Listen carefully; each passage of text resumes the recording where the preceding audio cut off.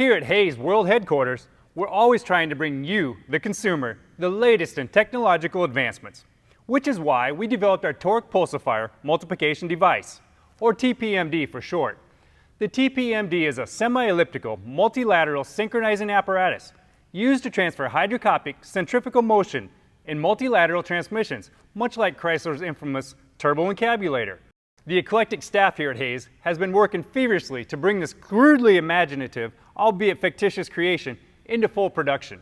Original units were comprised of the inferior malleable disodium pyrite, and the bilateral reciprocal output was limited in part to the exodermic construction of the polyhedral modal design. Futuristic advancements in the hydroslipology field have made this all possible. These new discoveries have allowed us to better control the capillary action of the beryllium antimatter within a series of panodermic blades.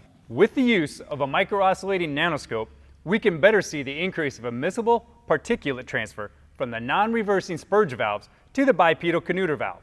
We were also able to increase the spurge watt output nearly 7-fold by simply replacing the torsional over rotators with newer hypermagnetic roller compensators.